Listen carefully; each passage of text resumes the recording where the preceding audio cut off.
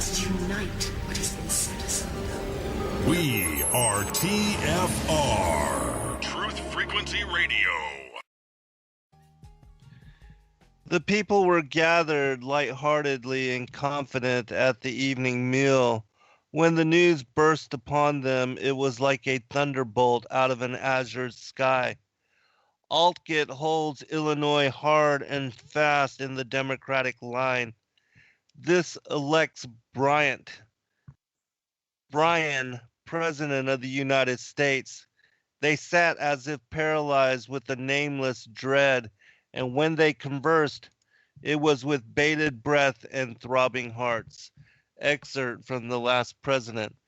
Welcome, everybody. I'm your host, Zen Garcia. This is Secrets Revealed here on Truth Frequency Radio. And this evening, I have as co-host Kathy Dunson. We will be covering a Q&A and responding to a lot of the questions that you have asked us over the past couple of weeks. Kathy, are you there, sister? I am. Good evening, everybody. All right. And so anyways, what I had read from is an excerpt, as I said, from a book called The Last President, which this is interesting. One of our listeners brought it to my attention that there were a couple of books written by an Ingersoll, what was the guy's last name, Kathy? Lockwood. Ingersoll Lockwood. And this individual, these books were published in the 1800s, I believe, and one is called The Last President. The other is called Barron Trump, interestingly enough. But both seem to predict Donald Trump coming out of nowhere and becoming president. And it's been confirmed that these books are authentic. They are in the Library of Congress, and they have been there for a very long time, which confirms that, this is not just fake news fad put out there just to... Here's something. Yeah, please. Even Snopes says it's mostly true. Imagine that. Yeah, they would definitely say it's false, but they even say, Yeah, so anyways, I have not read the fullness of the book, but I have downloaded the PDFs. You can find them available freely. Just look for the name of the author and the name of the books, and you can, get the PDFs. There are individuals that have done YouTubes on shorts, excerpts, and readings of these particular books, and also those that have reviewed the material and have shared and highlight the different things that seemingly connect to where we are. And I think just even the titles themselves, Barron Trump and The Last President, that those are certainly intriguing titles. Considering a lot of people believe that, that Trump could be the last president, and whether that's true or not, I know they said that about Obama too, but definitely interesting times that we're living in, especially considering, the whole Revelation 12 sign that just occurred. Do you know that Trump's youngest son's name is Barron? No. Yes. Huh. Yeah, Interesting. so that's interesting too. I'm pretty yeah, sure. that's interesting as well. Yeah, no, I'm not. I'm very seeing two familiar with it. videos on that. It's. I just put in search Ingersoll, Lockwood, Trump, last president, and several articles, and then these two videos came up. So if anyone wants to do that, they can find it easy. So that looks real interesting. Yeah, it's at least intriguing, and something that people should at least give a little bit of introspection into. I know myself when I first discovered it, or when it was first brought to my attention, it was most certainly interesting, to say the least. But anyways, this evening, as I said, we're going to be answering a lot of questions that have been put forth. We're going to be doing a monthly Q&A.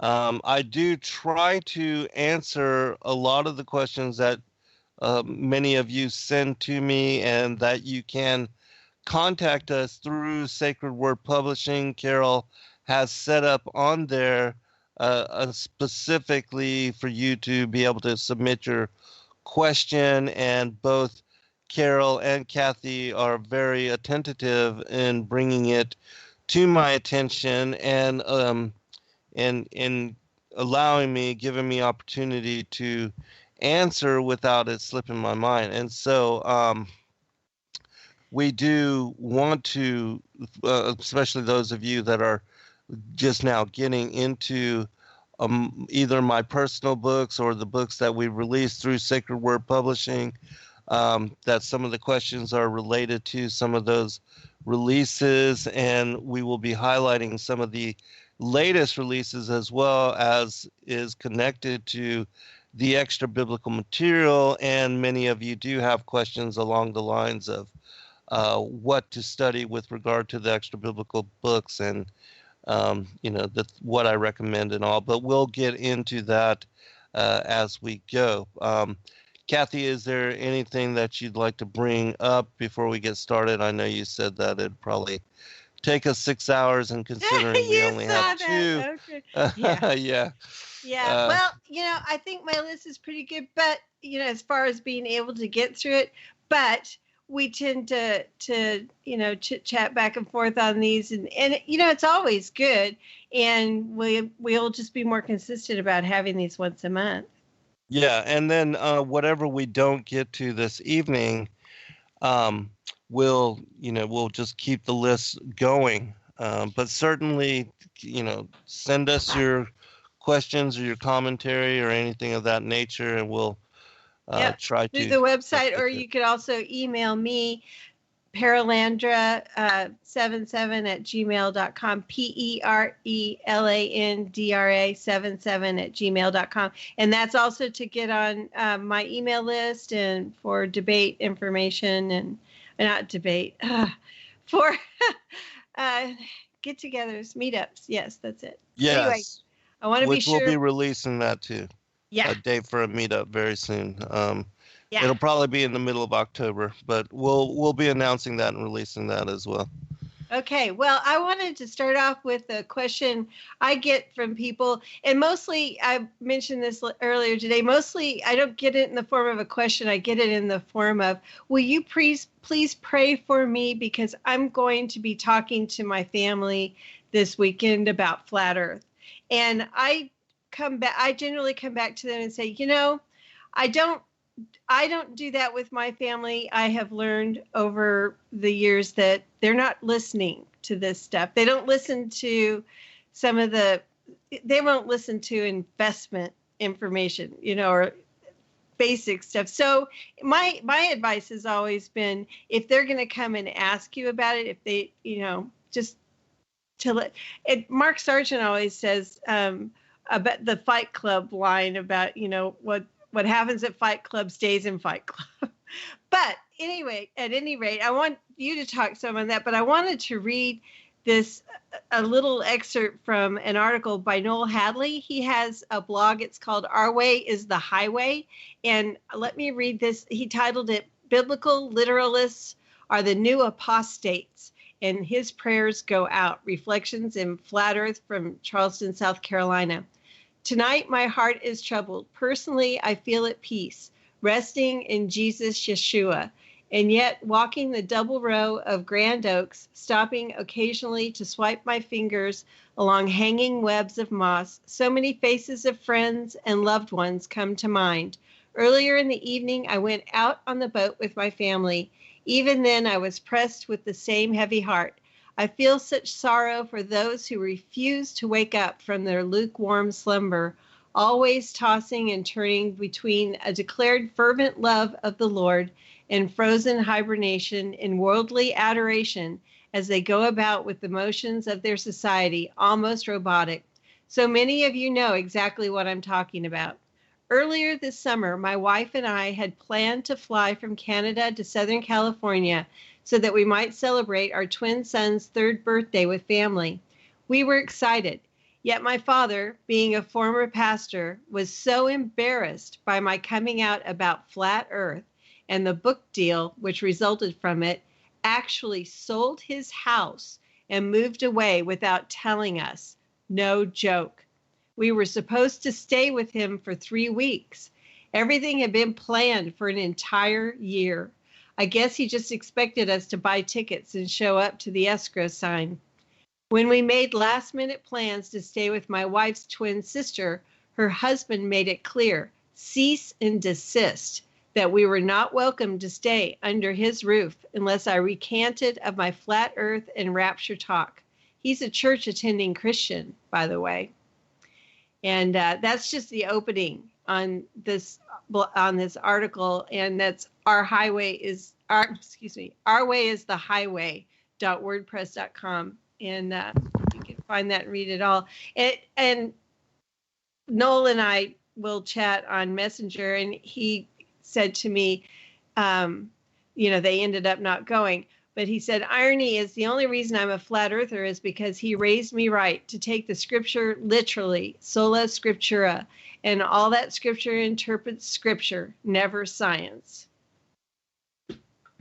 It is insane to me what degrees and to what lengths individuals will go to hold on to their indoctrination and to support what they think they know as truth. And I know myself coming out on this many years ago, going public with this stance, that many of my listeners initially were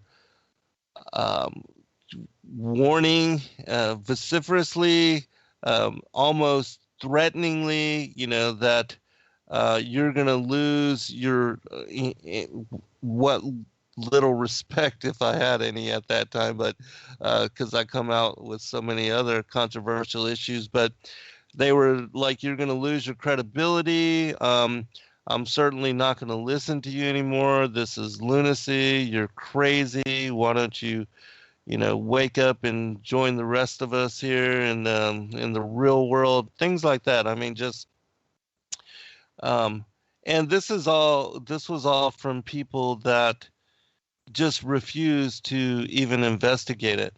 And what I went through with one of my friends at the time, who's also a broadcaster, but we were the best of friends, and I was quite often on his show, and helped him actually to do his own and get going with his but my goodness, this issue caused such division that we haven't even spoken since that time, and are no longer even friends. But yeah, this issue causes such tremendous division, especially and I don't know, because I'm not a pastor's son. I wasn't raised by somebody that knew and read and had studied the Bible for however many years his father had.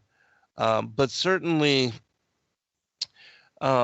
when you investigate and honestly open yourself to even just the Genesis narrative with the timeline of creation, it's very clear that you cannot mesh what is revealed within the scriptures with what is postulated in theory with the whole model of planetary accretion and how the solar system came into being and how the earth was coalesced. All those things just don't jive with one another. But again, so many people say and try to affirm that this particular topic is meaningless, nonsensical, and divisive, and that it's put out as a psyop in order to make Christians look stupid or Christians to look bad. But in truth, it's the opposite. The heliocentric system and the Copernican model is the real psyop, and that it has been so carefully orchestrated and put forth over the minds and the consciousness of humanity, that most of the people that are grown up in the educational systems now, they buy into the whole premise that that we evolved of some primordial soup, and that we humans specifically evolved of monkeys because of this Darwinian ever expanding universe that all just came about out of nothing from some crazy big bang. Right. And I think this revelation now, the true biblical cosmology, coming so obviously to the forefront right now, it's just bringing us back to God's word, and to not be willing to even look to question it. The study that we've done, the research that we've done, it only gets stronger the more we look back in history, the more we look now at experiments that are being done, and there are more all the time. It's stronger and stronger, the case for the true biblical cosmology, and the heliocentric falls completely apart. The most cursory examination, it's the willingness to be able to examine it at all. And it's absolutely, it's stunning. It's amazing to see this total breakdown, especially in the Christian, and their ability to look at it. So how do you feel about talking to family on the subject at all, or friends that don't want to hear it, or just, I mean, yours is different. Your case and Noel's case is different because you're out there publicly than, say, myself. Yeah. I mean, I walk around wearing my Firmament T-shirt, no question, ever. I personally don't advise people to bring this up to their family or their friends until they're armed with the truth. Until you have investigated it to such a degree that you are comfortable with answering questions, that if you're still a newbie to this particular issue and you haven't really looked at it and investigated it at all, don't come out unless you know what you're talking about, because you're going to get bombarded.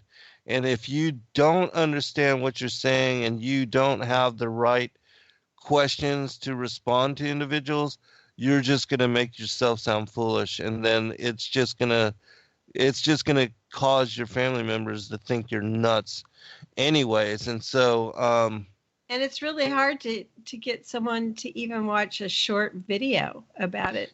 Yeah. That's and really surprising. The whole thing about this, though, is that it is really incredibly easy to confirm that the heliocentric worldview is a bunk and a faulty postulation that has been taught and accepted by the world based on lies and deception. And that really, because it's easy to determine that the earth is not moving at any rate of speed, and most certainly not at 1,037 miles an hour at the equator, which again is, as I said in the debate with Stephen Pigeon, is faster than the speed of sound, and also faster than a bullet fired from a 45 caliber or 22 caliber pistol. And that is just sheer lunacy when you actually think about it and consider what we had bought into. And then the other thing is that there is no measurable curvature. You can obviously see that there are islands, statues like the Statue of Liberty, the different cityscapes like Joshua Nowicki's as far as the Chicago skyline, that all of these things can be seen in excess of what is the scientific formula for determining the official curvature of the Earth, as put forth by the scientists and NASA and others. And so it's very easy to determine. And you go to the beach, you look out of the horizon, the ocean spread from one corner to the other, from east to west across your full line of sight. It is completely flat. There's no curvature. I just think it's that we're a product of this massive mind control. And I was a young person when the first moon landing occurred, and that is a mind control and a kind of spell, like 9/11. Like they had that on every television screen. They put us through these things, are like movies, and they have this spinning globe and all this, and there's so many instances that the globe is placed. It's a massive form of mind control, and that's why, because I can remember how hard it was to consider and how hard it has been to walk through understanding certain aspects like satellites. That was really hard to conceive of. No, what do you mean there aren't any satellites? It's because there's so much associated with each of these components that make up what this heliocentric lie is. But once you start to question and have an open mind to look at it, you can understand, because now, since you and I started looking at it, there's a wealth of information, and it all just starts to fall apart. And there is nothing I have seen that has remained a solid question to me.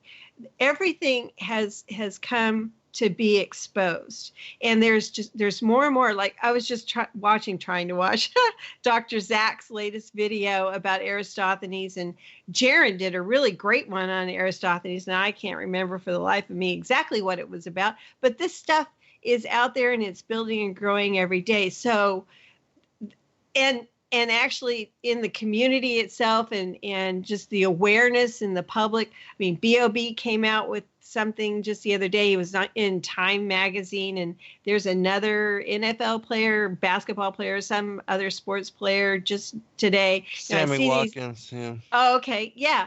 And it's NFL. growing at an incredible rate. And the Flat Earth Conference in another month is all. So, that's going to blow it out of the water. It's getting, multiple documentaries. There is so much good stuff. I see the smart people, the really thinking people that are looking at this. They're willing to look at it. Why wouldn't you be willing to look at something that was brought to you by a space agency that wastes your money, lies to you at every turn, and it's so easily discovered. Debunked. Yeah. These things. So all of that is true. If you look back at what is this supporting, the Big Bang, the Big Bang and evolution, all of these things that come to you from people who hate Christ with a passion, and everything that NASA's built on Hubble. One of the worst quotes about, you couldn't possibly stand, I don't know what the quote is, for Christianity to be upheld. So there was no way that they were going to do it. But everything, one on another, builds this case that it's Satan against, God's word. And you have to just go back to it and question it. And the problem is, Christianity that is saying the mainstream Christianity that is in these big box churches, that's a problem to begin with, that they don't know who's infiltrated them, why they have their musicians that for the most part we really like. They're up there with pyramids and flashing lights, and they've got all this deception going on, and they don't know it. But those are the people that they need to wake up. They have wed themselves to the world, and that's where we are right now. And so this is a huge awakening, and people need to get on board and look at it. That's why 2 years ago, when I was involved with that same person you were talking about, I said, we've got to look at this. Christians need to be out there in this. This is our thing. So, I get passionate about this, and I don't want people to have their joy in this new discovery really harmed and wounded because they try and tell a family member. Because for myself, I think it was at Thanksgiving in 2015, I thought I'd go in and say, hey, here's another thing, the earth's flat. But I knew better, and I had to restrain myself, even though I thought I could have said it funny. No, it would have broke my heart to have the response I could have expected. So, and it's really hard after all I've looked through. I don't feel like I could have the conversation, but see, that's me. That's you can, I can't. Other people can. My ego, I guess, bruises real easy, and anyway, I'm better online. We'll be right back, everyone. All right, welcome back, everybody, for our next segment. One final comment on the whole thing of going to family members.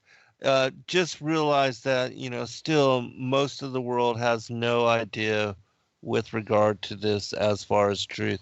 And still most of the world still does not know about 9/11 and the truth of that, or the serpent seed, or the New World Order. And so most are caught up in slumber, and they are walking through life as if they're zombies, and they have no concern for the truth. They care nothing about it. They don't even want to know anything about it. And so honor people for where they are, and realize that the elect is but a small minority, and most people in their entire lifetime will never even wake up to question or to introspect on any of these things. But for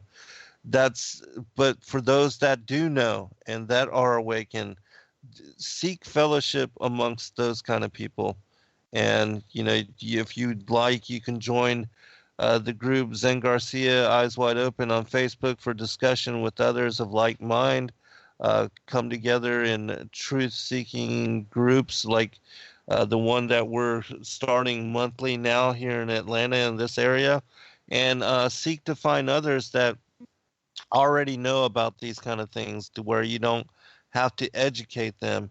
And especially for your loved ones and family members, I know that when I first woke up to 9/11, it was so important to me, and I wanted them so badly to know the truth about those things that's all I would speak about. And really, my family members, only 2 people in my family are awakened to this, but everybody else didn't even want to hear about it, didn't want to discuss it, and I just kind of drove them away. And most of my family thinks I'm nuts, as I'm sure that it's the same way with most of your family members, and that all of us have gone through similar awakening and similar confrontation and conflict with our loved ones and our friends.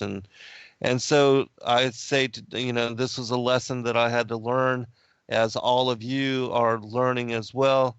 Just honor people for where they are, plant seeds, and only bring it up if it comes up in discussion. Don't feel a need to make every conversation about this or about flat earth or 9/11 or whatever. Just whenever it does present itself and you have opportunity, then go there. But otherwise, don't throw pearls before swine. All right. Yeah, you want to learn yourself to be ready if they come to you and want to ask. That's really good advice. Okay, Yeah. let's move on. This is from Stephanie, and she was very concerned. Her father, a Catholic and scholar, has become involved with pseudo-Dionysus and is claiming there is no true evil or devil based on the writing from Pseudo-Dionysus, the complete works. she has no idea how to even respond or where to begin scripturally, and she's been in prayer about this. And I think that this might have some relationship with, I don't know. I'm just going to throw this other question I had in, and it's recently I heard David Carrico teach that Lucifer and Satan are not the same entity. And what do you think about that? Those are kind of related. Okay, I'll approach the Satan and Lucifer question first. I am not convinced of that. In my opinion, the Bible says that out of the mouths of 2 or 3 witnesses shall the truth be established. I do not see 3 witnesses for that. But if somebody can, present me further information, but in all that I've read and all that I've studied, I don't see the differentiation. I actually see that Satan, meaning adversary, is the title that Lucifer took when cast out of the heavens, and that he's also known as the angel Samael, the angel of death. That's his original Hebrew name. He's also called Azazel in the Apocalypse of Abraham. But in my opinion, it is the same entity. It's the cherub that was cast out that we read about in Isaiah 14 and Ezekiel 28. But again, I remain open, and if somebody has 3 witnesses where they can show me, then I would, I would investigate it with open mind. I'm not rigid on anything.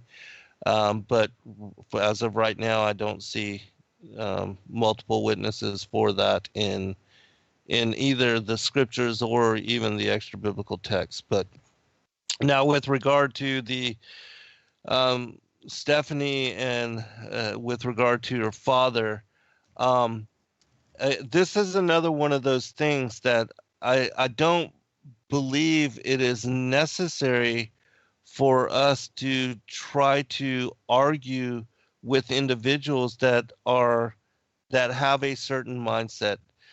This was the same thing with when I was presenting with certain people. I'm not even going to bring up names, but we've done shows, and you know who I'm talking about, Kathy.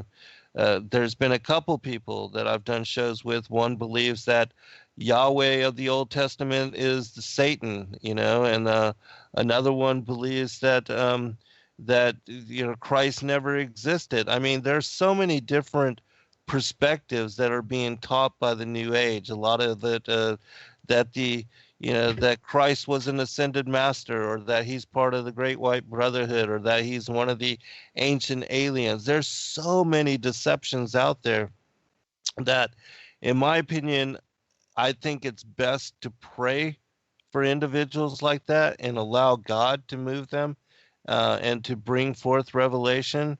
But that, again, unless you are well studied and you know of what you're talking about, it's just, you're just going to get into an argument with somebody that's not willing to listen, and you're just going to cause such division that you'll drive your loved ones away. And it's, in my opinion, it's not worth it, because it's not it's not good effort. As far as now, if somebody is willing to listen and you are able to bring forth and share with them things that you've studied, things that you've learned, and that they are open-minded, and you can have a discussion where you honor and respect each other and bringing forth differences of perspective or opinion, well, that's a completely different thing. But in my opinion, that's a very rare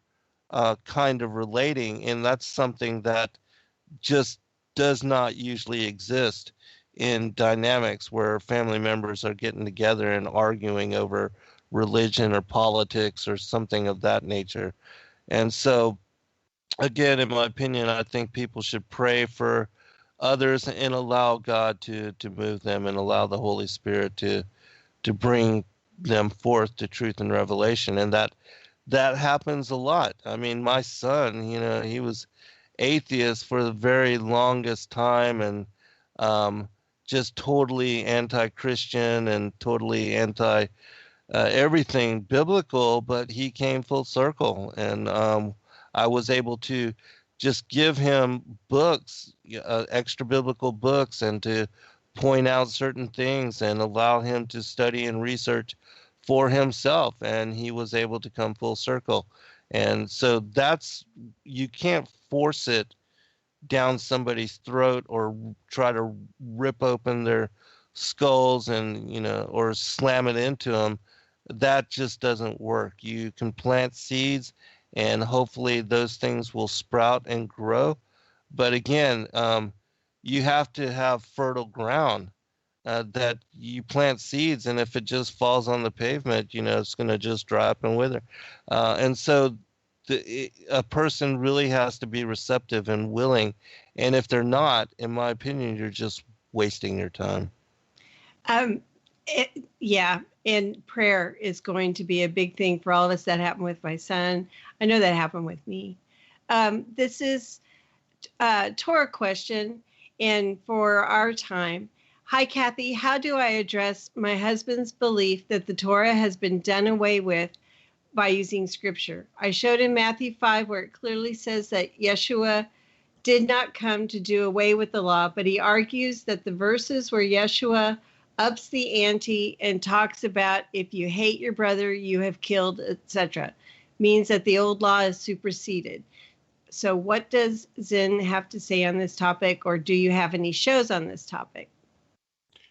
In my opinion, it's very easy to show that Christ, even his life, that he came to fulfill the law, and that the Levitical feast days, the 7 holy days as put forth by the Father in Leviticus 23, that his first coming fulfilled the first 4 feasts, and that his next coming will fulfill the next 3.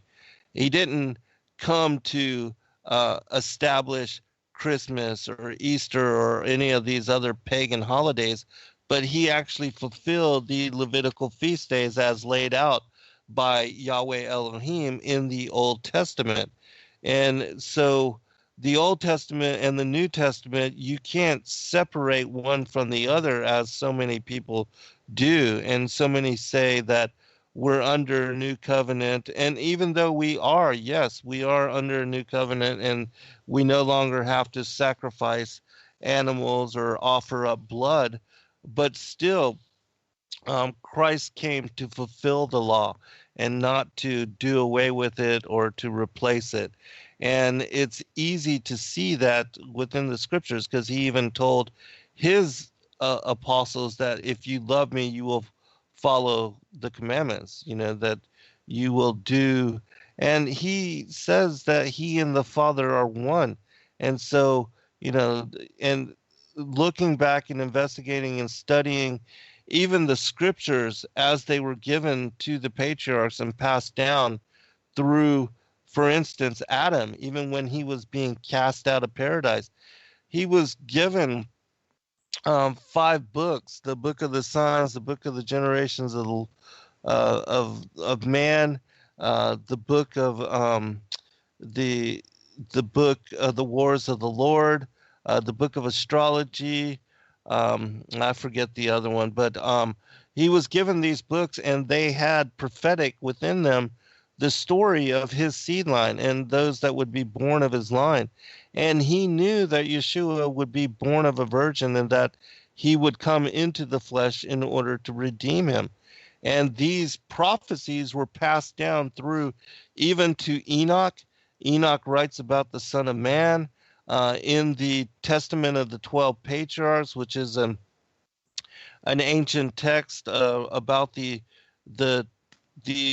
12 tribes, the patriarchs of the 12 tribes as born to Jacob, that they quote and reference the book of Enoch and also the prophecies contained within it. And they even tell their children about how they're going to fall away and to be vigilant not to, and all these things. I mean, the story of Moses, his coming, how they would be 400 years under the bondage of Egypt from the time of Joseph onward. all of these things were forecasted and predicted and laid out within these particular scriptures, and these things were fulfilled. Even the prophecies of the Old Testament, 319, I believe, which are associated to Christ in the Old Testament, were fulfilled by his coming. And so it's clear that the Old Testament and the New Testament are one. And if you ever study my books, especially with the Great Contest, I reveal how the war in heaven ties together with the enmity between the seed lines and the harvest of the wheat and the tares.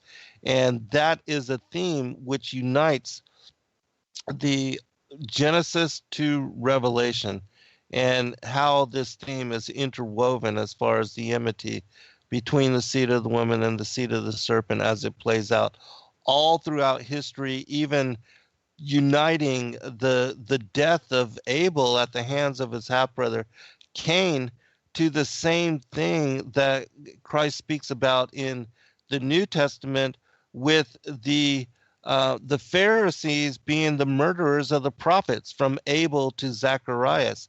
Zacharias being the father of John the Baptist, who was killed in the Holy of Holies, and John the Baptist being the true heir, the high priest. But of course, we know he was beheaded. But anyway, the Pharisees and the Sadducees, they were the seed of Cain that had usurped the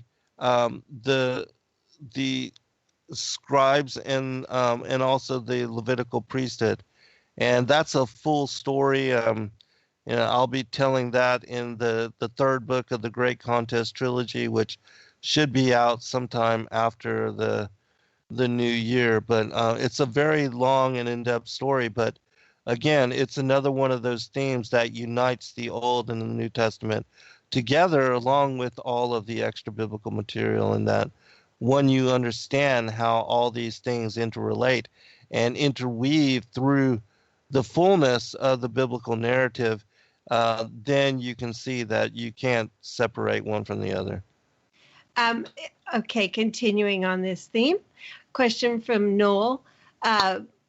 Aside from the big three, Enoch and Jubilees and Jasher, what is the one extra biblical text that you might recommend to read?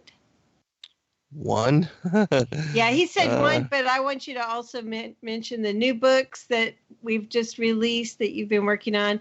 And also, just to add on to this, speaking of Enoch, I get the question a lot, which version of the book of Enoch do you recommend? And I wanted to point them to the collected works of Enoch the prophet, and maybe you could just explain that kind of briefly. Yeah, okay. As far as one, because Book of the Bee. Well, yeah, the Book of the Bee is great. I love that one. But also the Cave of Treasures is another great one. The Chronicles of Jeremiah, because all of them I haven't done that yet. Yeah, all of them cover in fullness just like the Pentateuch, the story, as far as Complete. The creation. Yeah, and they cover everything. And so I love them all. I study and read all of them because I find all of them beneficial for filling in. Now, as far as it's not an extra biblical text, but I recommend that people read the Targum. And the reason I say read the Targum is because it is the oldest version of the Hebrew Torah that we can get in this day and age. And it dates back 2,000 years. Is 2,000 years older than the King James version of the Bible. It is the original. It's the first translation of the Hebrew Torah into a different language, that being Aramaic. And that took place during the diaspora when the book of Daniel, the book of Jeremiah, the book of Ezra, these texts were written into Aramaic themselves. That they are the only portion of the Bible that was written in Aramaic. And the reason being is because it was during that time that they were living in Babylon, and living in Babylon during Nebuchadnezzar's exile of them, they assimilated Aramaic as their predominant colloquial language. And so that's when, after the Holy Temple was rebuilt, and Cyrus and Darius authorized the rebuilding of the temple and released them to the Jews and the Hebrew people, the Israelites, back to the Holy Land, and the temple being rebuilt, worship reinstituted. The priests, the rabbis, they kept reading the Hebrew Torah and found themselves having to always stop and translate for the lay people into Aramaic.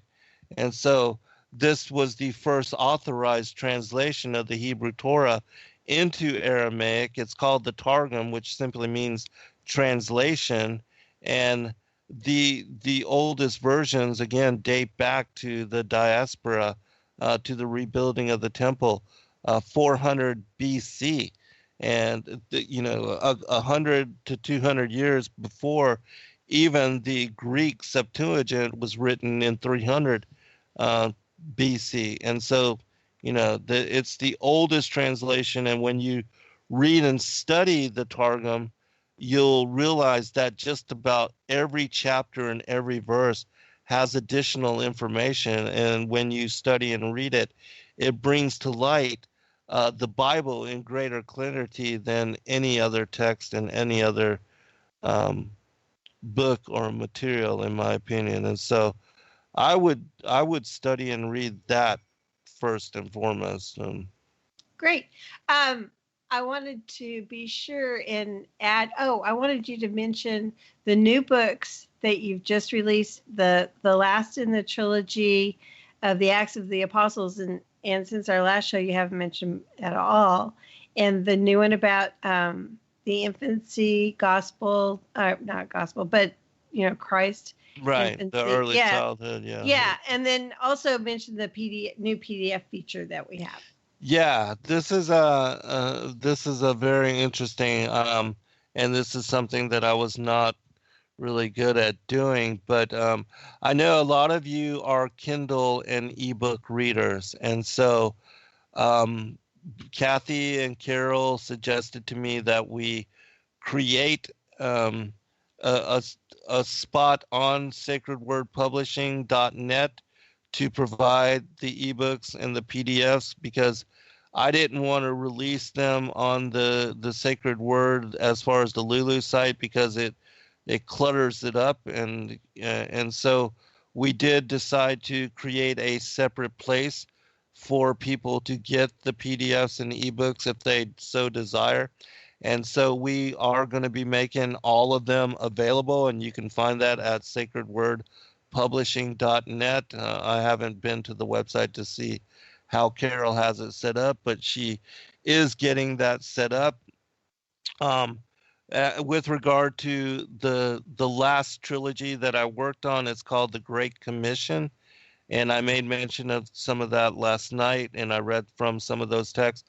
But the Great Commission, where Christ authorized all of the apostles after the Holy Spirit came upon them to go out 2 by 2 into the world and to teach the world, to proselytize to them the gospel, the good news of his resurrection, and how he was the way and the truth and the light. And so that's what they did, and they encountered many different things, overcoming many obstacles, and many individuals being involved with them in the early establishment of the church. But there's only one book of Acts in the King James Version of the Bible.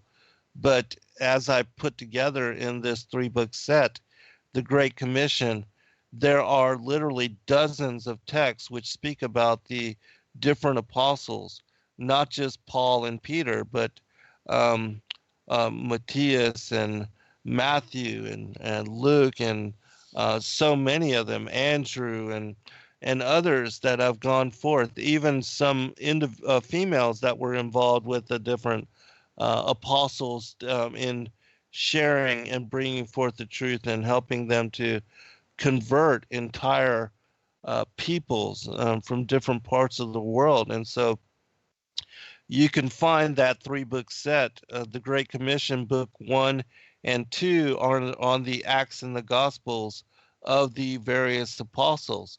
And in the 3rd book, I compiled all of the apocalypses, which are the books about the end times and about the last days and the final generation. And if you read and study that particular book, it gives you a great understanding of the end of days, according to the scriptures that have been laid out from various apostles, not just, because most people are familiar with Matthew 24, Luke 21, and Mark 13, but there are similar gospels. The Apocalypse of Peter, it repeats those same stories from a different angle. The Apocalypse of Thomas, the Apocalypse of Elijah. There's all these different apocalypses, which speak about from the various patriarchs, going even back to Adam and Abraham, the stories of the end times and how it would unfold and what would be the signs of his coming. And so I put all those together for people that were interested in the study of the end times. And then there's the infancy, the Yeshua Christ, the infancy, the childhood, and the lost years of Christ. Because again, the canonical material, there's only one story of his early teens when he was 13 years old. And then everything else is lost. And so, all right, we'll be right back, everyone, for second hour.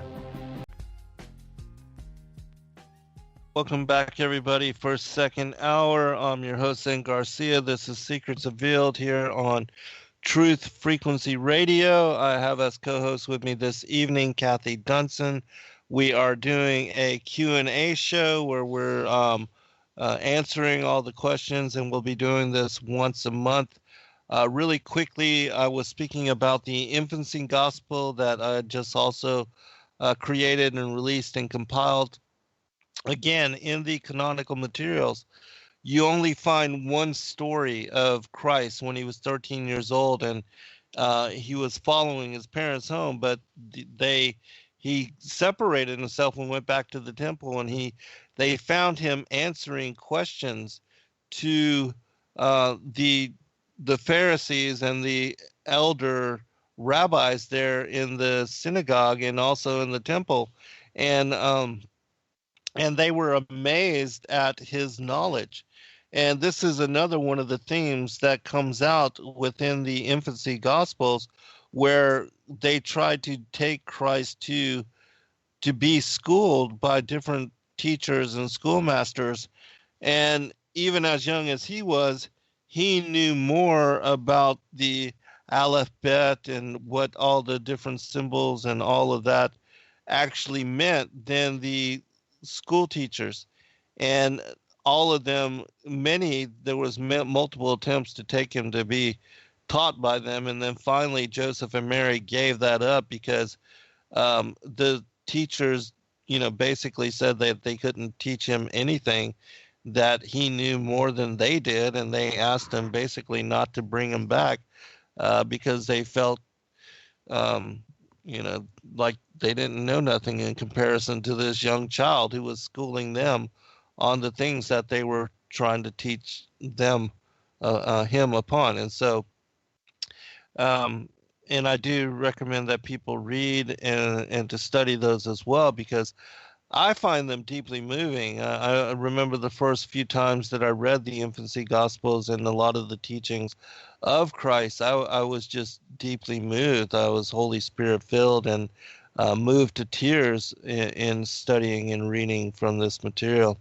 But also you have to know as well that there are, in my opinion, certain leanings that have crept into some of the scriptures, and that they try to portray Christ almost as if he's a little brat, and that he saying that he causes the death of children, or that he in some way abuses his authority, or that that he doesn't know that he's God incarnate, but that he acts as if he's like a little spoiled brat.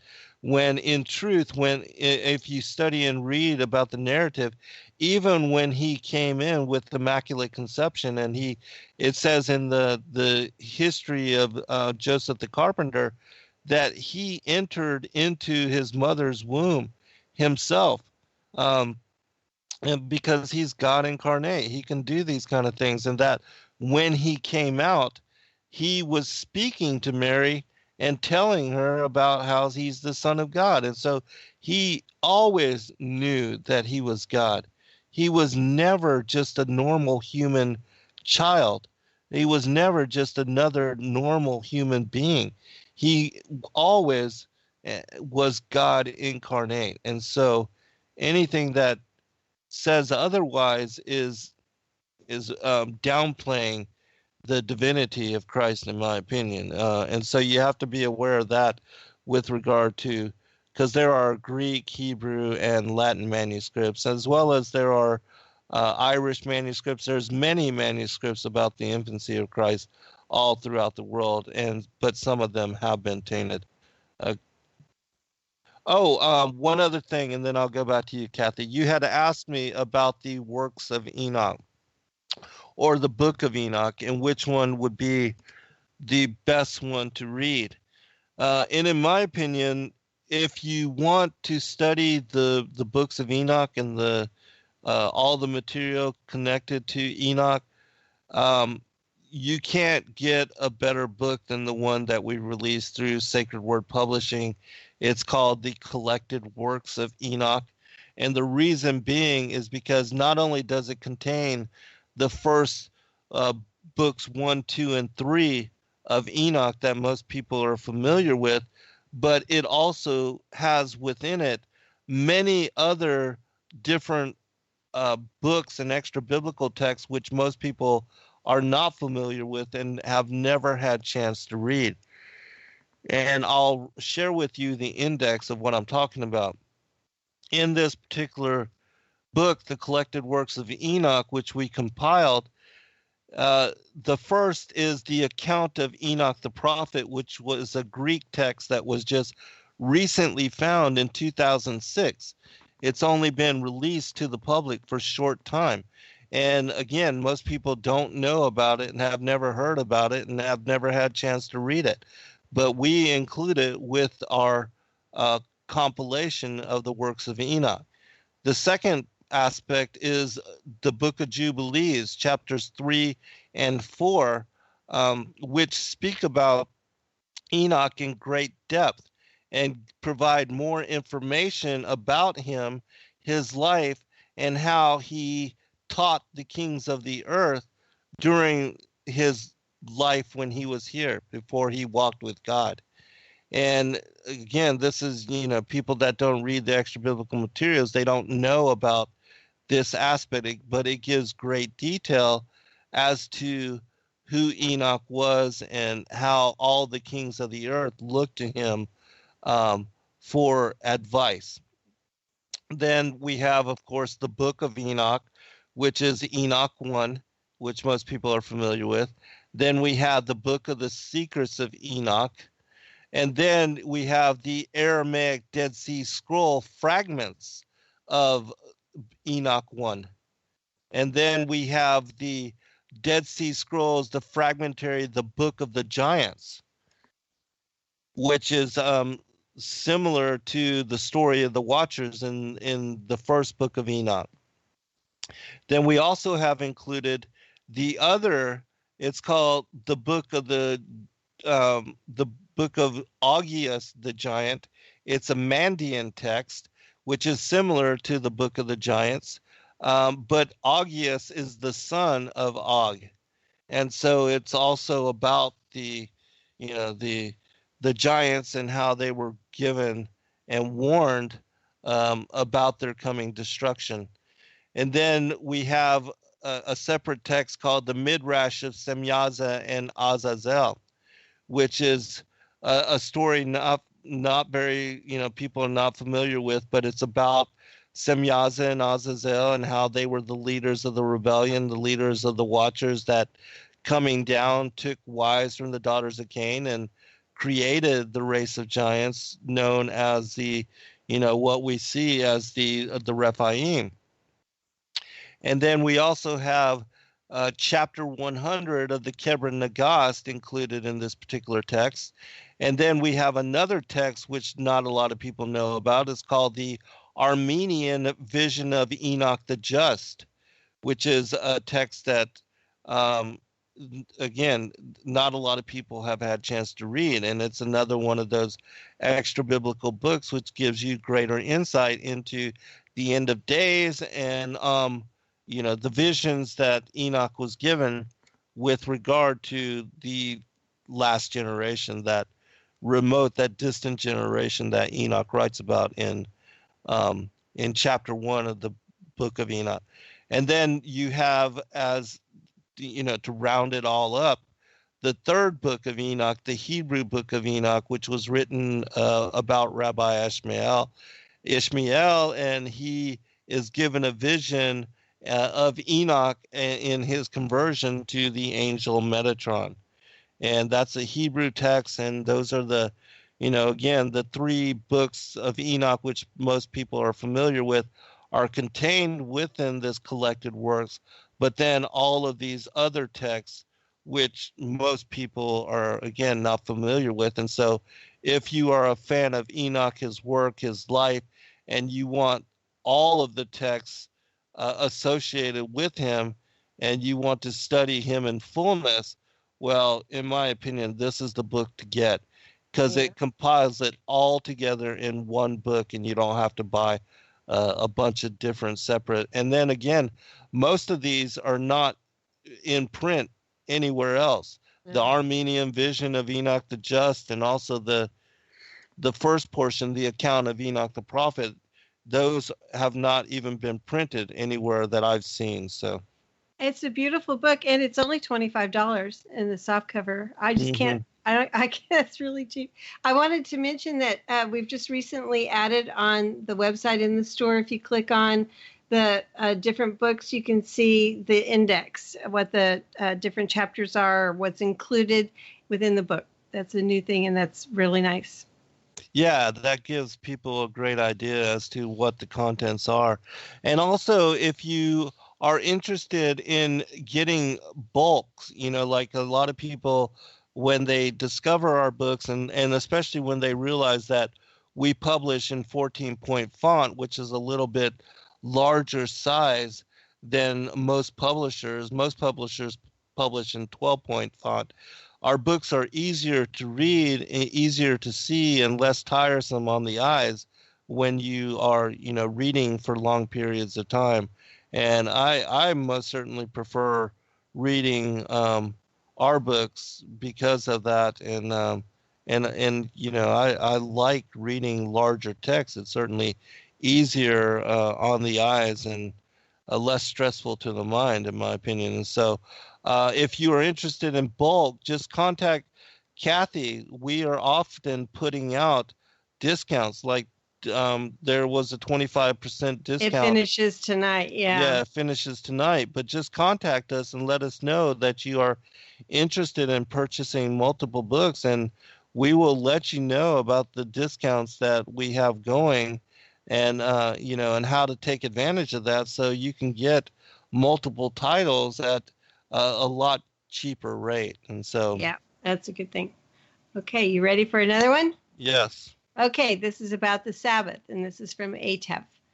I come from Egyptian background, and Arabic is my mother tongue. The word Sabbath or Sabbat, Coptic and R, means rest or being still. It also means Saturday. It may be worth noting that Hebrew and these languages are from the same roots and are extremely similar. Now, whether you're a Christian, Jew, Muslim, or atheist, which all live in our land, the word is the same and means the same. Now, whenever I read Sabbath in the Bible, it's the same as if you read Saturday. I gave me some screenshots too. You can check any Arabic calendar to see it is the word Saturday. Also means rest and being still. Also, it shows the word Saturday in Arab or Coptic, where it says Sabbath in English. Also, there are several clear indications in Genesis, Exodus, Leviticus, and more that 6 days you labor and the seventh you rest. So it's clear that it's always the seventh day we rest. This contradicts having a month where Sabbath is a Wednesday and another where Sabbath is a Friday, because this would violate the seventh day clear instruction in the Bible. And so that's what he's asking about, the Sabbath being on the seventh day for rest. Yes, and that is true, but it was only after the Sabbath was fixed to the Saturn's day, that it became so. But previous to that, and when you go back to more ancient times, that Sabbath was determined by the Kadesh, and also by the appearance of the waxing crescent, the first sliver of the waxing crescent. And I confirmed this in a show recently that I did and that we released. It's called the Enochian 354-day lunar and 364-day solar calendar and how they work together. You can find that on YouTube, where I go through and I explain how it's only by understanding that Enoch describes both a 354-day lunar calendar and a 364-day solar calendar and how they work together, that one can really keep track of time. Because the Most High gave us both the sun and the moon and the other stars as heavenly luminaries for the determining of the days, the weeks, the seasons, the years, the Levitical feast days. And so in order to understand God's calendar and the time and the passing of it, as is spoken about in the book on the courses of the heavenly luminaries, which if you want to know more of what I'm talking about, you can look to my 9th book, Flat Earth as Key to Decrypt the Book of Enoch, where I explain all these things within that particular book, and I break down and decipher and decode every portion, every passage, and every chapter of the book on the courses of the heavenly luminaries within that particular text. But anyways, it wasn't until the 4th century, during the time of Hillel II, that because the Romans were persecuting the Hebrew people and forcing them to take on the Julian solar pagan calendar, that time was separated from what is the phases of the moon. But previous to that, if you understand that the moon helps us to determine the Sabbath, it's very easy to keep track of time. And you have to also understand that there was no written calendar in the ancient times. And so the only way that they could keep up with the months and also the weeks was according to the moon, because the moon is the perfect luminary for the tracking of the weeks. And the reason I say this is because its quarterly phases determine the 4 weeks of each lunar month, and also the alignment with Sabbath. The first quarter moons aligns with the first Sabbath, the full moon with the second Sabbath, the third quarter moon with the third Sabbath, and the lunar conjunctive moon with the fourth Sabbath. And so even if you did not have a written calendar, anytime on God's calendar, you look at the moon, even if you couldn't see it for a couple of days with it being cloudy or whatever, you can tell which week we were within which Hebrew month according to the sliver of the moon, just by sighting it in the nighttime skies. And so it was easy, even if you were, for instance, if you were locked up in the king's dungeon for a few months or whatever, you get out, you don't have a written down calendar. You look up into the night sky, you see the moon, you see what phase it is, you know what Hebrew month you're in, and then you're good to go. You can keep track of time again according to the phases of the moon. And so the moon was the key for helping the ancient people to keep track of time. It was their written down calendar. All they had to do was look up into the skies to know where they were. You can't do that with a Gregorian or a Julian or a solar calendar. You can't just come out and then determine what month and what, near what week it is according to something in the heavens, because there's nothing. The calendar has been divorced from the moon since the time of Hillel. And so ever since Hillel established Sabbath as being once every 7 days, then yes, it's been on a weekly cycle. But again, you can't just go out. You have to have a written calendar in order to determine what day it is.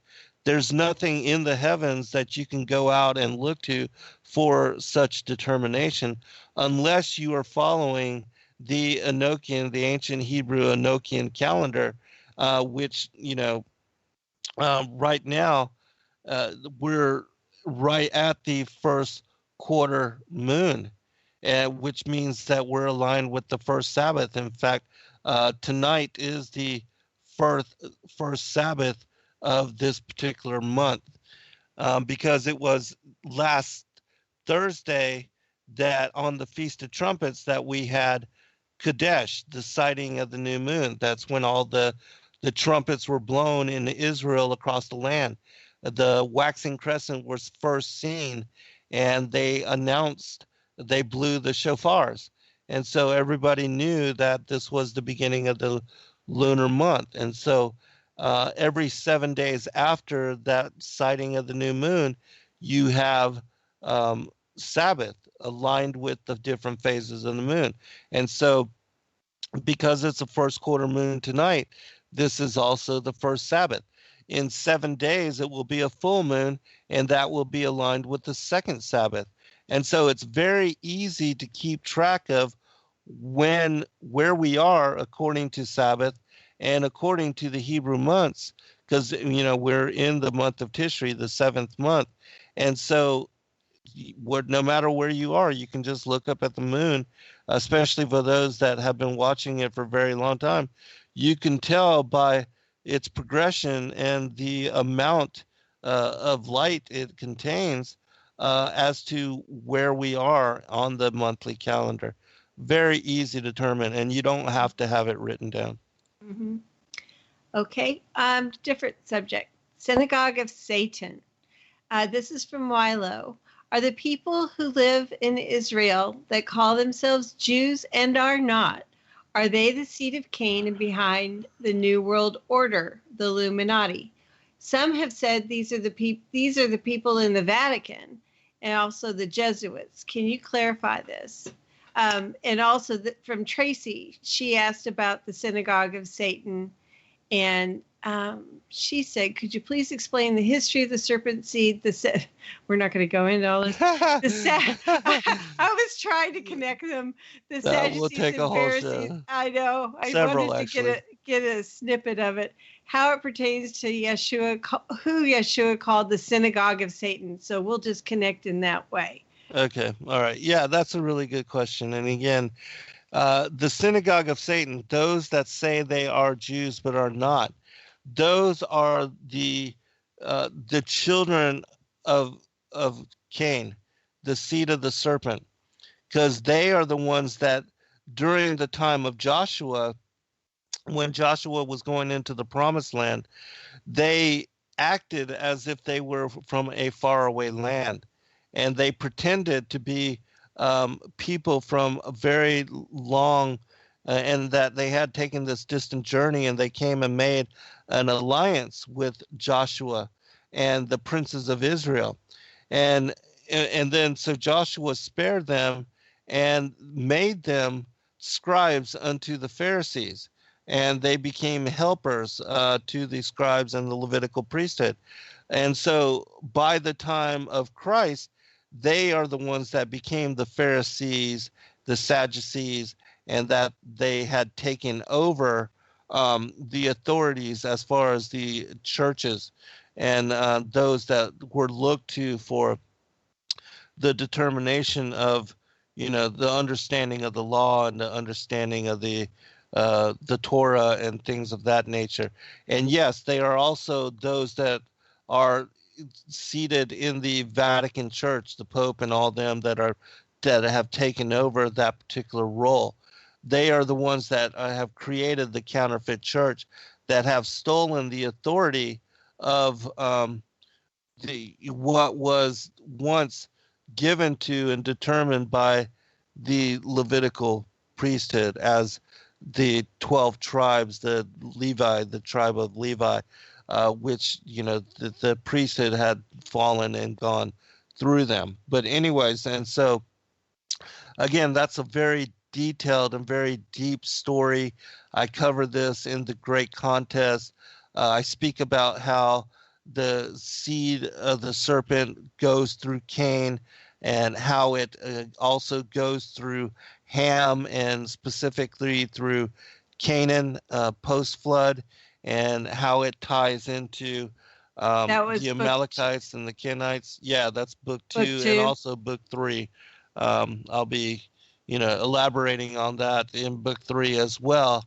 But they are like the Rothschild families and those that are sitting on the thrones of the world today.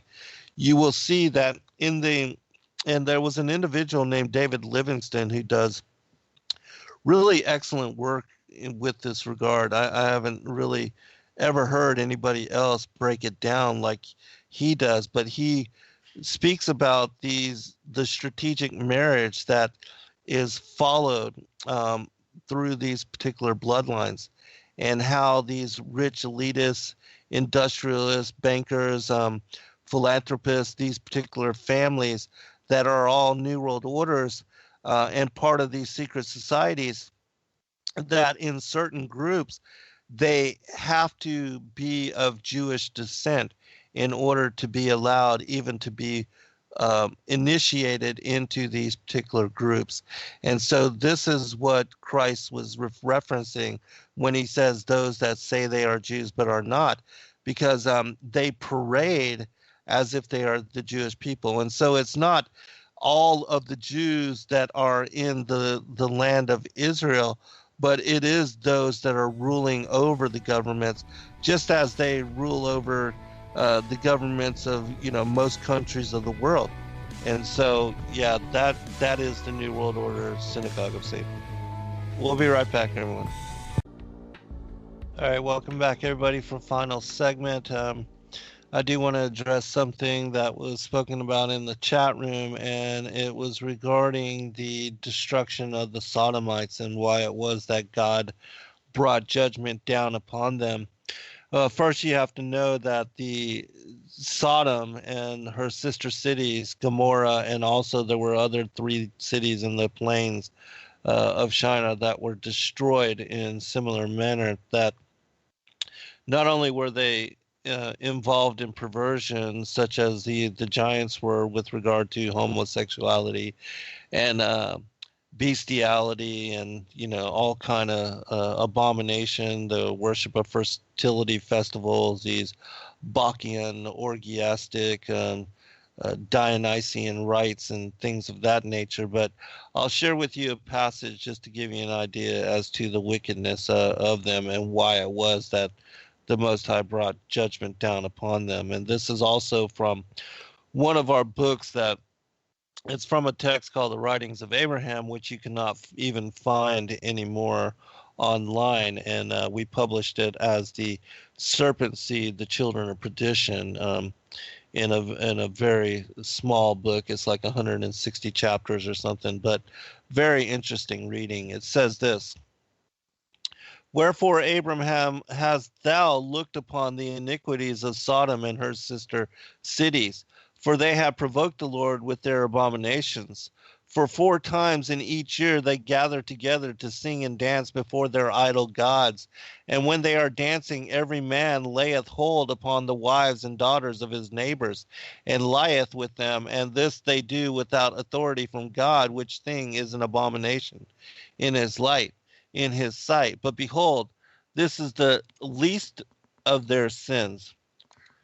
For no man is safe who entereth their city, for when a stranger entereth there, they will take from him his goods by force, and they will abuse his body, for both men and women will they bind, and crowds of the Sodomites will gather about them and lie with them by force, until everyone who desireth to lie with them hath done so. Now it is a wicked thing that men or women should be forced to lie with another against their will, but here the whole city uniteth to force this wicked thing. Moreover, when they have stolen a man's goods and abused his flesh, they will torture him.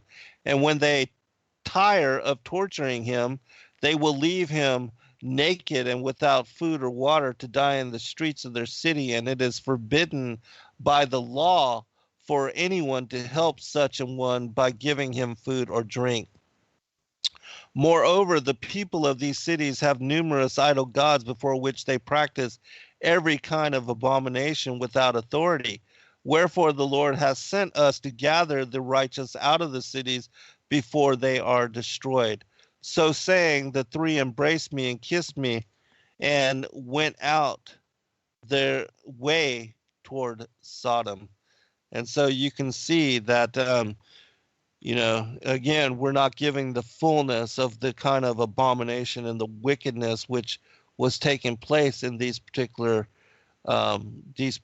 cities, and that when you study the extra biblical material, you get a greater insight into the kind of real wicked, perverse things they were involved in and doing.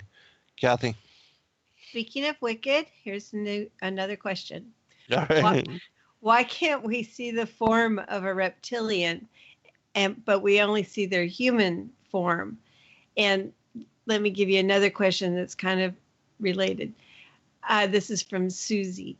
With so many people having shifting serpent seed eyes, like many celebrities and even a high school student on my school bus, are all these people demonically possessed? I understand many are like the celebrities who have sold their souls. That seems obvious, as many of them even publicly say so. Yeah, and I'm going to tie this to a story that I just recently read and heard about.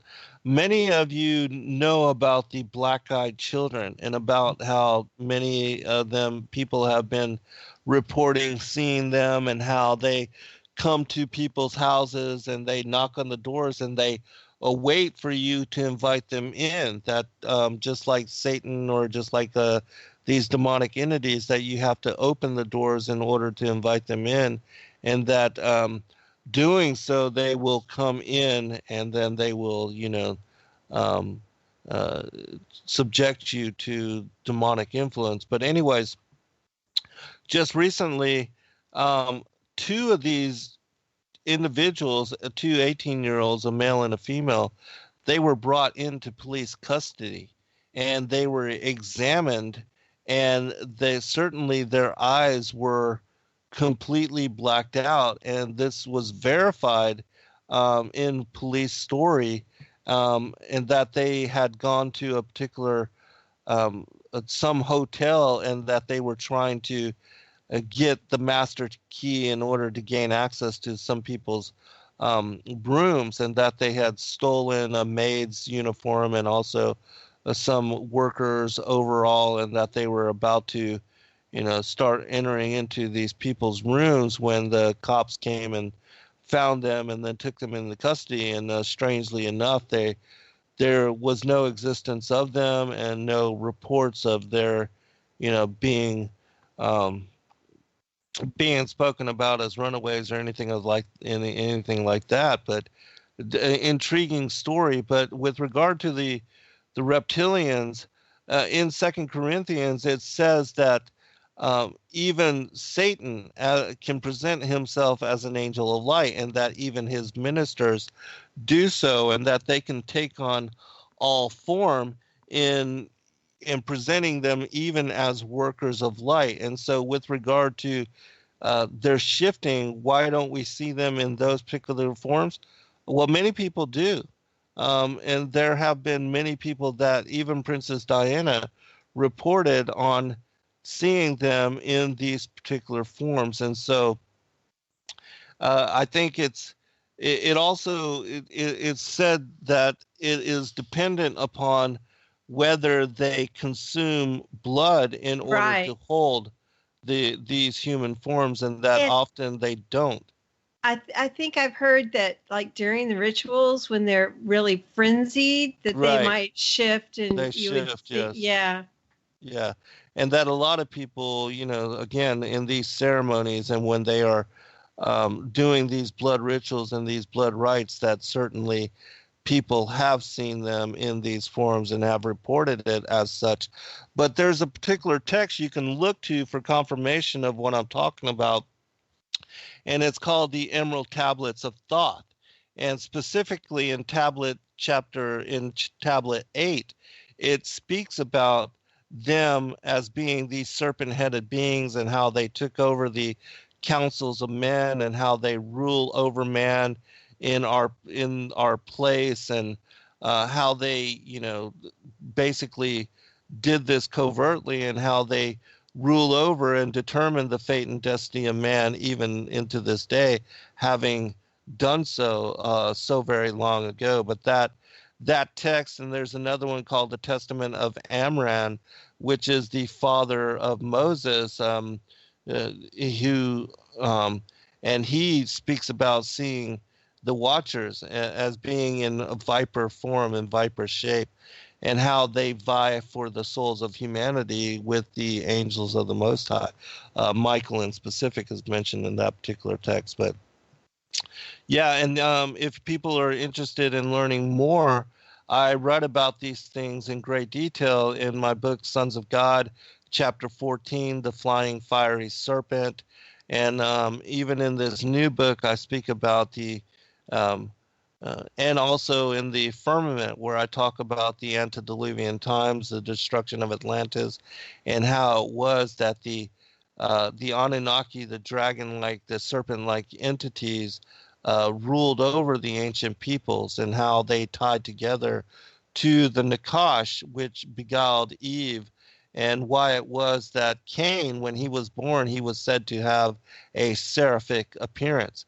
This is also why Christ references the Pharisees as being a den of vipers, and being of their father the devil. He calls them the serpent seed, the den of vipers. There's so much connection to this seraphim or dragon-like entity, these viper bloodlines. Your book that followed The Firmament, which The Firmament is still my favorite because I have not read this one yet. Paradise, what is the full name of it? Yeah, Paradise, the Sides of the North, and the Mount of the Congregation. Thank you. Question related to that. I want to ask about the central mountain, if there is any, in the center of the plain where the Aurora Borealis is. What is the name for this mountain? It is called Rupes Nigra, which means the Black Rock. And the reason it is called such is because it is a black lodestone mountain of which upon nothing grows. No green vegetation. It is said to be completely smooth, and that nothing can gain even a foothold on it, that a man that tries to climb it cannot gain a foothold. And this particular lodestone mountain, it's also called Mount Meru or Mount Sumeru, Mount Olympus. It's referenced as Mount Zion or the Mount of the Congregation within the Bible. That this is that mountain which Christ was tempted. Satan, when he took Christ to an exceedingly high mountain and showed him all the kingdoms of the world and said that if you would just bow to me, show me a little homage, I'll give you all these kingdoms. And Christ basically said that his kingdom is not of this world, and that those kind of things. Um, and so this is that particular mountain, and I describe this in my new book on Paradise, the Sides of the North, and the Mountain Conflagration. I explain how this mountain exists at the very center of the earthen plane, how there is also a whirlpool there which connects to a hollow earth entrance into the interior of the earth, and that this is where John also saw an angel fall from kind of where the Mount of the Congregation is located, and that he was given the key to the bottomless pit, that the opening, what Job 26, what Job describes as where hell hath no covering, it's called the void of the north, that this is where there's this opening into the interior of the earth. It's also described that this is what supposedly Admiral Byrd had gone into, and that there's also a description of it as being this grand whirlpool, this abysmal chasm in the stories of Odysseus. It's Jason and the Argonauts, and also Aeneas. It's called Charybdis. It's a reference as a sea monster, but it's actually this bottomless pit. And in this particular book, I also bring forth those stories from those particular texts and describing this particular lodestone mountain. And I also bring forth the stories of the different explorers that were said to have achieved going up there and coming back, and how all that is connected to the lodestone mountain, and also that this abysmal chasm is said to swallow the oceans of the world, and then every 6 hours to shift direction. So it will drink the oceans of the world and create the low tide, and then 6 hours later expel them out in geyser, and then flood the earth and create the high tides. And then 6 hours later, it has this cycle twice a day where it switches tides. And so, yeah, I explain all this in this new book. It's fascinating. It gives great detail as to the true structure of our enclosed world system, as described by the ancient cosmology. And you finish it with the chapter on the Ever New Tongue. Yes, and the Ever New Tongue is a fascinating read. It's another one of those ancient texts which most people don't know about, have never had a chance to read, and it's an Irish text that describes how the cosmology was created in circularity, to the circle of the earth being inscribed upon the waters of the deep, on the square, the earth with the square four corners of the earth, and all of that. And that particular text is absolutely mind-blowing, and I do recommend people read it. You won't find it anywhere else except for in the last chapter of this Paradise book, and I do publish it there in full for those that have never heard about it. Well, let me finish with, I just have a couple questions. I'm trying to keep them related. One question that I'd had was, is it 3, 7, or 10 heavens? Why do we have questions about the number? Really good question. And yes, in the Bible, it is separated into 3 heavens. It is said that that above the earth we have 3 heavens, the first being the lower atmosphere, the second being the outer space where the luminaries are, and then above the vaulted dome of the earth is called the 3rd heaven, the height of heights.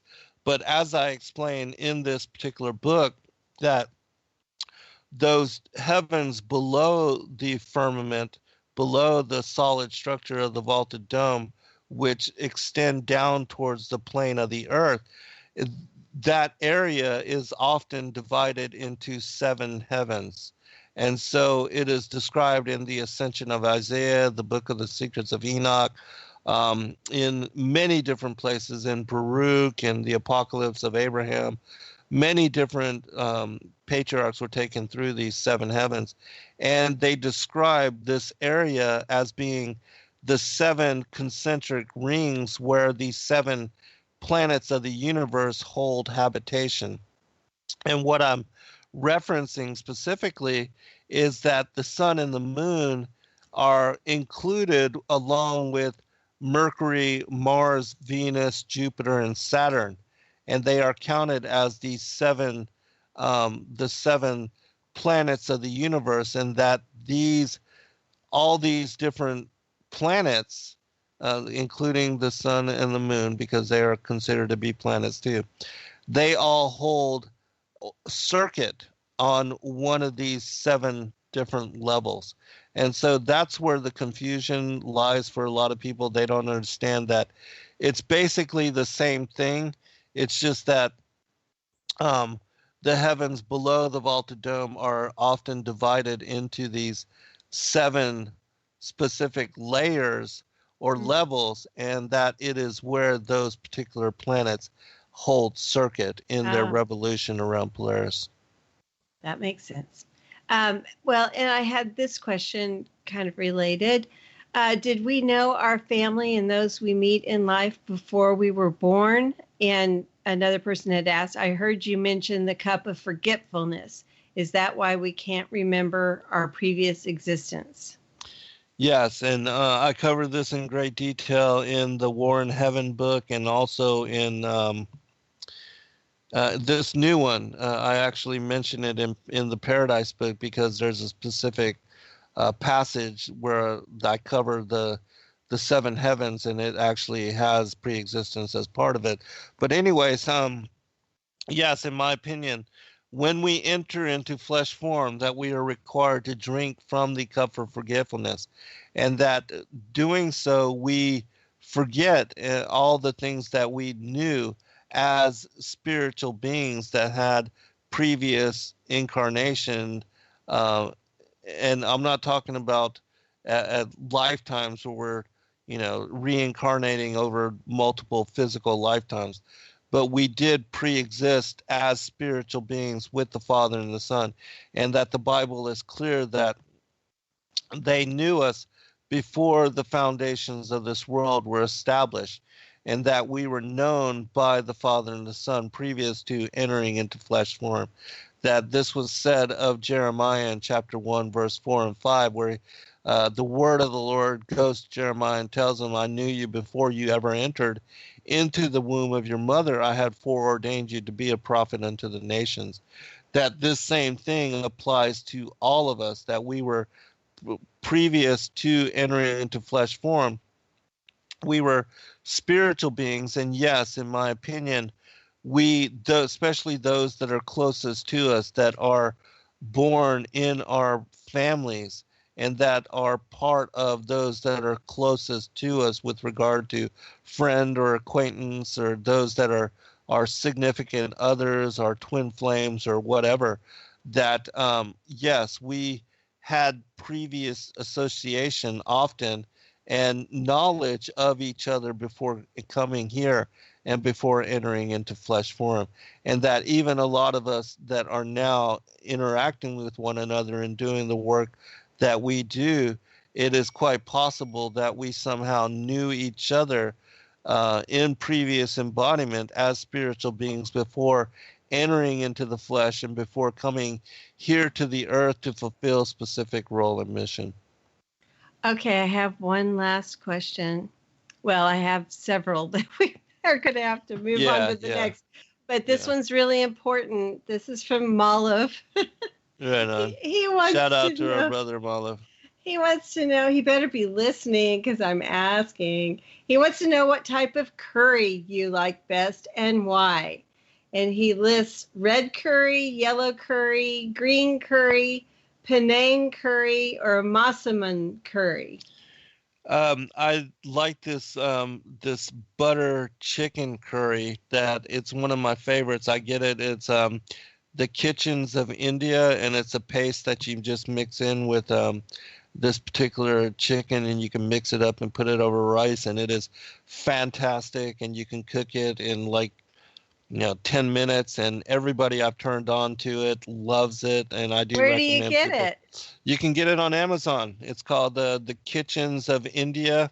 And it's just a paste, and you just mix it with some diced up chicken, and you cook it up and put it over some rice, and oh my gosh, it is one of my most favorite meals. And Wow. yeah, everybody that I've turned on to it loves it. My friend Emily, who works for me, she had never even eaten curry, and now it's her favorite thing to ask if she can cook up. And yeah, you can get a package of 5 of these these pastes to mix up for like $10 on Amazon. So I do recommend people check it out. It's a butter chicken curry, but that's my favorite. And I love tikka marsala and tandoori and vindaloo.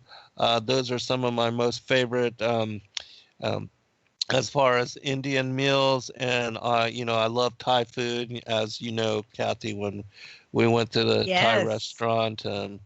But I love a lot of ethnic foods. I love Jamaican food. I love everything. I love Mexican, Chinese, Italian. I love it all. There's good food everywhere from around the world if you just open yourself to new. Yeah. It's really good to know, because I feel like, when because I get a lot of articles, things that are really bad. And then I go to my muffin diet. My friends who know me know about I just feel like there isn't anything safe to eat. Well, I've been mostly eating vegan food now. I eat a lot of the Morningstar stuff, and I've been moving away from eating. That. Yeah. Yeah, I've been moving away from eating meats, especially with every meal, and now I eat a lot of fruits and vegetables and fresh foods and salads, and I love all that now. I just love it so much, and I eat cherries and bananas and Kind bars usually for lunch, and then I'll eat a bigger meal for dinner, but. And since we're talking about it, you might mention the aloe water too. Oh yeah, that's my favorite. My most favorite thing to drink is aloe water, and so check that out. You can get that on Amazon. Yeah, you can get that on Amazon. My most favorite flavors are wheatgrass, honey, peach watermelon, and apple pear. Those are the best, and they have aloe pulp in them. And especially for people that have ulcers or that have indigestion or problems digesting food, that the aloe is so very healing, and it can help you to cure ulcers, if you're bleeding on the inside, and it's so tasty. And there's the aloe pulp is included within the drink, and so greatly beneficial for you, so very tasty. I mostly drink water, but I do like these aloe waters as well, and so I usually drink 1 or 2 of them. Laura will be very proud of us for talking about all this. Yeah. Oh, I did want to mention too, we never do. We've added a donate button for donating to the ministry for Zen Garcia Ministries on the fallenangelstv.com website. You can go there, and because there's a whole lot of stuff going on with the ministry, and we could use it. Yeah, and for those that would like to, we'd like to make another donation to Kathy Tisa, who was affected by the Harvey hurricanes, and she's had to gut her house and everything. And so if you can, and if you'd like to, we can give you a tax write-off